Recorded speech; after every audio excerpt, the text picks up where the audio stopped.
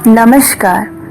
किसी ने बड़े कमाल की बात कही है कि जीवन में दूसरों की शिकायत करने से बेहतर है कि खुद को बदल लीजिए, क्योंकि पूरी दुनिया में कारपेट बिछाने से अच्छा है आप अपने पैरों में चप्पल पहन लीजिए।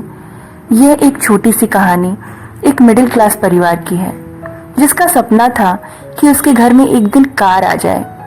बच्चे पापा से जिद करते थे कि पापा एक कार खरीद दीजिए। पिताजी प्राइवेट कंपनी में नौकरी करते थे, उतना पैसा जमा नहीं कर पाते थे कि एक कार खरीद सकें। उनका एक बेटा और बेटी थी।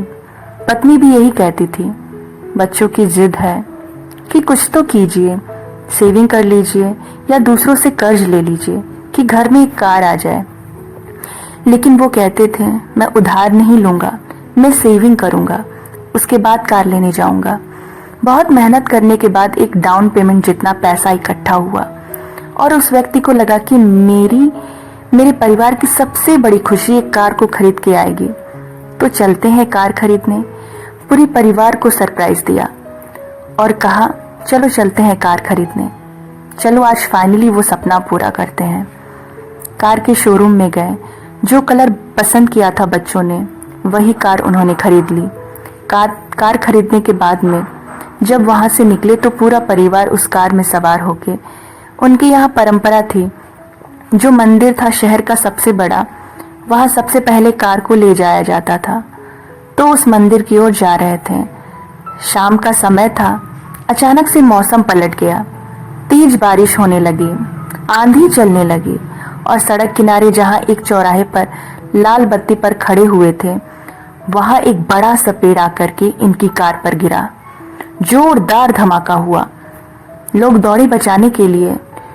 चारों जो परिवार के सदस्य थे सुरक्षित थे, लेकिन कार बुरी तरीके से क्षतिग्रस्त हुई थी, टूट गई थी, तहस नहस हो गई थी। जितने लोग आसपास खड़े थे सब कहने लगे, कैसी कार खरीद ली है, कितने खराब मुहूर्त में खरीद के लाए हो तुम सब। ऐसे ऐसे बातें बोल रहे थे। इन चारों को हल्की चोटें थी, इसलिए इन्हें अस्पताल ले जाया गया। अस्पताल में ये ठीक हुए। अब घर के बच्चों को लग रहा था कि पापा तो कार बेच देंगे। वाइफ को भी लग रहा था कि इस मनहूस कार को रख करके क्या करेंगे, लेकिन क्योंकि कार का इंश्योरेंस था, सारी चीजें थी, उस व्यक्ति ने कहा, मैं कार बेचूंगा नहीं, मैं इस कार को ठीक करवाऊंगा, कंपनी में वापस भेजूंगा, रिपेयर करवाएगी। दोबारा गाड़ी जब आई तो उस व्यक्ति ने कहा परिवार से, आओ सब बैठ करके फिर से चलते हैं। घर वाले बहुत डरे डरे थे कि अब क्या होगा। फिर से इस मनहूस कार में बैठ गए, लेकिन की परंपरा थी, सबसे पहले उसी मंदिर में गए जहां जा करके प्रणाम किया, प्रसादी बांटी, कॉलोनी में आकर के मिठाई बांटी और सब लोग कहने लगे, भाई साहब आपने इस गाड़ी को ठीक करवा लिया, आपको तो गाड़ी बेच देनी चाहिए थी, इतना बड़ा हादसा हो गया। उस व्यक्ति ने जो कहा वही इस कहानी का सार है कि भाई साहब उस कार को कैसे बेच देता जिसने पूरे परिवार की रक्षा की।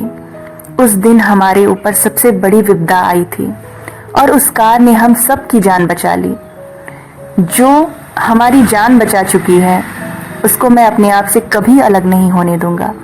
बहुत छोटी सी कहानी है जो बताती है कि जीवन में सारा खेल नजरिए का है।